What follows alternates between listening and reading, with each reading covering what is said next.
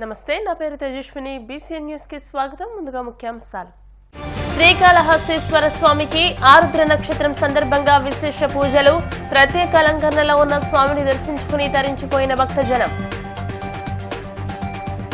ఉక్కు పరిశ్రమను పరిరక్షించుకుంటామన్న చంద్రబాబు. విశాఖను ఆర్థిక రాజధానిగా అభివృద్ధి చేస్తానంటూ హామీ. కాకినాడలో అగ్నిమాపక వారోత్సవాలు ప్రారంభం. ప్రమాదాల నివారణకు తీసుకుంటున్న చర్యలపై కలెక్టర్ నివాస్ సంతృప్తి. కాకినాడ జిల్లా ఉప్పలంక గ్రామంలో జనసేన పార్టీ అభ్యర్థి పంతం నానాజీ విస్తృత ప్రచారం.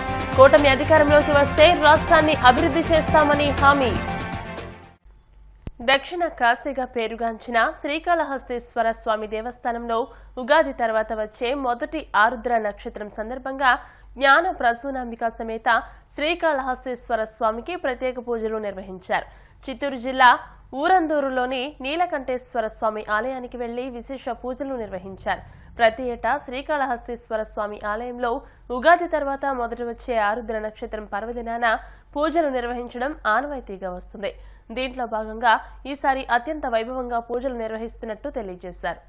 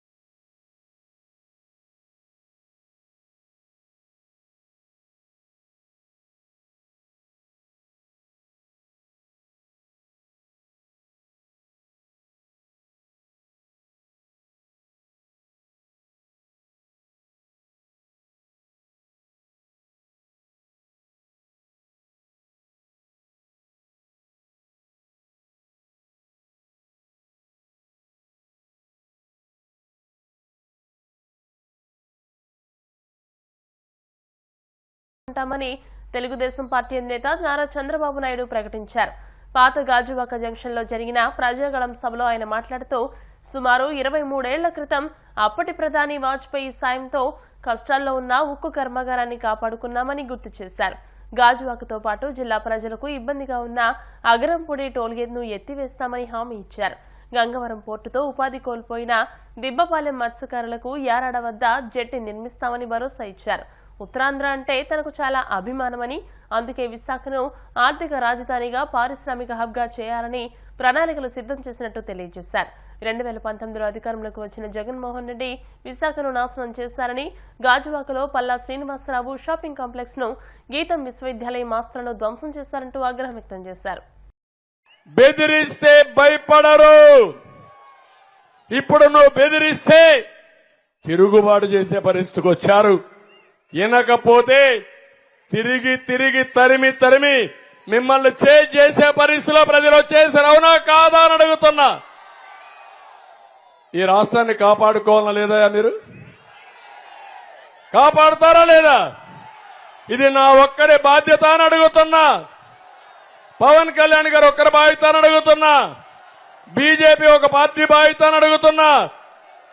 మేము అందుకే చెప్పాం, ప్రజలు గెలవాలి, రాష్ట్రం నిలబడాలి, ఉన్మాది నుంచి రాష్ట్రాన్ని కాపాడుకోవాలి, ఈ పిల్లల భవిష్యత్తును కాపాడాలి. 13 లక్షల కోట్ల రూపాయలు అప్పు చేశాడు. బటన్ నొక్కానంటాడు. ఏమి నొక్కావు నీ బటను? నేను అడుగుతున్నా మిమ్మల్ని అందరినీ, తమ్ముళ్ళు ఒక్కసారి చూడండి. 5 ఏళ్లుగా తాడేపల్లి ప్యాలెస్ వదిలిపెట్టి వచ్చాడా ఈ ముఖ్యమంత్రి? విశాఖపట్నం వస్తే అన్ని కాలేజీలు స్కూల్స్ అన్ని హాలిడే. అవునా కాదా? దారిలో చెట్లన్నీ నరికేయాలి, బలవంతంగా అందరూ రావాలి. రాకపోతే పెన్షన్ కట్టు, రేషన్ కట్టు. ఇప్పుడు నీ పవర్ కట్ చేయడానికి ప్రజలందరూ కూడా సిద్ధంగా ఉన్నారు. ఇంకో పక్క నేను అడుగుతున్నా మిమ్మల్ని, ఈ భస్మాసురుడు జగన్మోహన్ రెడ్డి మీరు నమ్మారు, ఓటేశారు, మీ నెత్తినే చేయబెట్టాడు ఈ భస్మాసురుడు. మీకు ఓటుంది, వజ్రాయుధం ఉపయోగించండి. రేపు రాబోయే 13వ తారీఖున మేలో భస్మాసుర హోద జరగాలి. సిద్ధమా అని నేను మిమ్మల్ని అడుగుతున్నా. ఏం తమ్ముళ్ళు, మీ ఆదాయం పెరిగిందా? ఏమమ్మా మీ ఆదాయం పెరిగిందా? ఖర్చులు పెరిగాయా లేదా? నేను అడుగుతున్న పెట్రోల్ డీజిల్ ధరలు పెరిగాయా? దేశంలోనే ఎక్కువగా ఉన్నాయా లేదా? పెట్రోల్ డీజిల్ పెరిగితే నిత్యావసర వస్తువుల ధరలు పెరుగుతాయా లేదా? పెరిగాయా లేదా? పప్పు పెరిగిందా లేదా? బియ్యం ధరలు పెరిగాయా లేదా? అన్ని పెరిగాయా లేదా? ఇంకొక పక్క విశాఖపట్నంలో ఆస్తి పన్ను సంవత్సరం 15% పెంచేస్తున్నారు. అవునా కాదా అని మిమ్మల్ని అడుగుతున్నా. మొన్న కూడా పెంచారా లేదని మిమ్మల్ని అడుగుతున్నా. నేనున్నప్పుడు కరెంటు ఛార్జీలు పెరిగాయా? పెంచానా? కొరత ఉంటే కరెంటు ఫుల్ గా ఇచ్చానా లేదా? కరెంటు పవర్ కట్స్ ఎప్పుడన్నా ఉన్నాయా నా పీరియడ్ లో? విశాఖ జిల్లా గాజువాకలో చంద్రబాబు సభలో ఉద్రిక్తత చోటు చేసుకుంది. చంద్రబాబు మాట్లాడుతూ ఉండగా గుర్తు తెలియని వ్యక్తి ఆయనపై రాయి వేసి పరారయ్యాడు. ప్రచార వాహనం వెనుక నుంచి రాయి విసిరినట్టు పోలీసులు గుర్తించి నిందితుడి కోసం గాలిస్తున్నారు. ఇటీవల సీఎం జగన్ పై, ఇప్పుడు తనపై తెనాలిలో పవన్ కళ్యాణ్ పై రాళ్లు వేసి భయాందోళనకు గురి చేస్తున్నారని, ఇదంతా గంజాయి బ్లేడ్ బ్యాచ్ పని అని చంద్రబాబు పేర్కొన్నారు. తాను అధికారంలోకి వచ్చాక ఈ డ్రామా గురించి తెలుస్తానని చంద్రబాబు ఆగ్రహం వ్యక్తం చేశారు. ఇది ఒక చెత్త ప్రభుత్వం, చేతగాని ప్రభుత్వం. ఇది ఒక ఉదాహరణ మాత్రం ఇచ్చాను. ఇక్కడ రాళ్లు వేశారు వల్ల చూశారా? వస్తా దానికి కూడా వస్తారే, మిమ్మల్ని అందరినీ వదిలిపెట్టరు. ప్రజలు తరిమి తరిమి కొడతారు రేపటి నుంచి మిమ్మల్ని అందరినీ.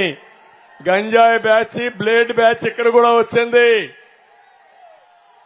పోలీసులు ఏం చేస్తానో అది లేదు. నిన్న కూడా ఆ డ్రామాకు కూడా వస్తా. విజయవాడలో జరిగిన డ్రామాకు కూడా వస్తాం. మీరు ఇలాంటి చిల్లర పనులు చేస్తే, చిల్లర మూకగాని చేస్తే, ప్రజలు తిరగబడితే మీ బట్టలిప్పి తరిమి తరిమి కొడతారు. బీ కేర్ఫుల్ అని హెచ్చరిస్తున్నా. జగన్మోహన్ రెడ్డి కంట్రోల్ ఎవరు? ఈ జే గ్యాంగ్ ఒకటి ఉంది, వాళ్లకు దొరికాడా? దొరికాడా లేదా? దొరికినట్లేడు. ముందు రాళ్ళేశారు మా పవన్ కళ్యాణ్ గారు తెనాల్లో మీటింగ్ పెడితే చేతగాని పిరికి పందలు ఆయన వరాహి పైన రాళ్లేశారు. ఇప్పుడు నేను అడుగుతున్నా మిమ్మల్ని అందరినీ, ఇది తప్పని గట్టిగా చప్పట్లు కొట్టి నిరసన తెలియజేయండి. ప్రజల రక్షణ కోసం తమ జీవితాలను అగ్నిమాపక సిబ్బంది పణంగా పెడుతున్నారని కాకినాడ జిల్లా కలెక్టర్ జె నివాస్ కొనియాడారు. ఈ నెల 14 నుంచి 20వ తేదీ వరకు అగ్నిమాపక వారోత్సవాలు నిర్వహిస్తున్నట్టు తెలియజేశారు. కాకినాడ రామారావుపేట వెటర్నరీ ఆసుపత్రి రోడ్డులో ఉన్న డిఎఫ్ఓ కార్యాలయంలో అగ్నిమాపక వారోత్సవాల కార్యక్రమానికి ముఖ్య అతిథిగా కలెక్టర్ నివాస్ హాజరయ్యారు. ఈ సందర్భంగా ఆయన మాట్లాడుతూ అగ్నిమాపక శాఖలో పనిచేస్తున్న వారందరికీ కలెక్టర్ హృదయపూర్వక ధన్యవాదాలు తెలియజేశారు. అగ్ని ప్రమాదాలు, ప్రకృతి విపత్తులు సంభవించినప్పుడు, ఇతర విపత్తులు సంభవించినప్పుడు అగ్నిమాపక శాఖ చేసే కార్యక్రమాలు చాలా సాహసోపేతంగా ఉంటాయన్నారు. మరి ప్రజా రక్షణ, ప్రజల రక్షణ, ప్రజలు ఆర్థిక వ్యవస్థ రక్షణ ఒకే ధ్యేయంగా మరి ఫైర్ సేఫ్టీ వాళ్ళు పనిచేస్తూ ఉన్నారు. సో ఈ సందర్భంగా ఫైర్ సేఫ్టీలో పనిచేసినటువంటి ప్రతి ఒక్క వ్యక్తి కూడా నేను వాళ్ళందరినీ కూడా నేను ఈరోజు హృదయపూర్వక ధన్యవాదాలు తెలియజేసుకుంటున్నాను. ఎందుకంటే తను చేసినటువంటి విధానం ఎంతో ఆపదతో కూడినటువంటి ఒక విభాగం అయినప్పటికీ వచ్చినటువంటి సవాల్ని ధైర్యంగా ఎదుర్కొని మరి ప్రజల ప్రాణాలని కాపాడడం, అదే రకంగా వాళ్ళకి ఆర్థిక నష్టం కలగకుండా వాళ్ళకి భద్రత కల్పించడం అని గొప్ప పనిని ఫైర్ సేఫ్టీ డిపార్ట్మెంట్ చేస్తున్నారు. అందువల్ల ప్రజలందరూ కూడా వాళ్ళకి ఏదో ఒక ఇష్యూ వచ్చిన తర్వాత, ఒక సంఘటన జరిగిన తర్వాత మరి ఫైర్ సేఫ్టీ వాళ్ళు వచ్చి అలాంటి ఒక సంఘటన జరగకుండా మనం ఏ రకంగా మన విధి విధానాన్ని పాటిస్తున్నామన్నది గొప్ప విషయం. అది చాలా చాలా అవసరం, చాలా చాలా కీలకం. ఎందుకంటే మరి ఫైర్ అనేది మీరు అందరూ చూస్తూ ఉంటారు. క్షణాల్లో, నిమిషాల్లో, సెకండ్స్లో వ్యవస్థలు కాలిపోయి కూలిపోయినటువంటి సంఘటన జరుగుతాయి. క్షణాల్లో జీవితాలు మట్టితో కలిసిపోయినటువంటి విషయాలు జరుగుతాయి. మరి అలాంటి సంఘటనలు జరగకుండా ఉండాలంటే ప్రతి ఒక్కరు కూడా అంటే తమ ఇంట్లో వాడుతున్నటువంటి ఎలక్ట్రికల్ వైరింగ్ నుంచి ఫ్యాక్టరీస్లో వాళ్ళు చేసేటువంటి ఏవైతే ఫైర్ సేఫ్టీ మెషర్స్ కావచ్చు, అంటే ఏ రకంగా ఒక ఫైర్ ఎగ్జిస్టింగ్విషర్ వాడాలి, బేసిక్ విషయాలు, కొన్ని విషయాలు ఒకవేళ ఈవెన్ ఒక ఫైర్ సిలిండర్, గ్యాస్ సిలిండర్కి వచ్చినా అదే రకంగా ఒక ఫైర్ ఒక చోట్ల వచ్చిందంటే ఏ రకంగా మనం స్పందించాలి, ఏ రకంగా ఫస్ట్ రెస్పాన్స్ ఇవ్వాలనేది కూడా అందరూ కూడా నేర్చుకోవాల్సిన అవసరం. ఇప్పుడు కాసేపు ప్రకటనలు.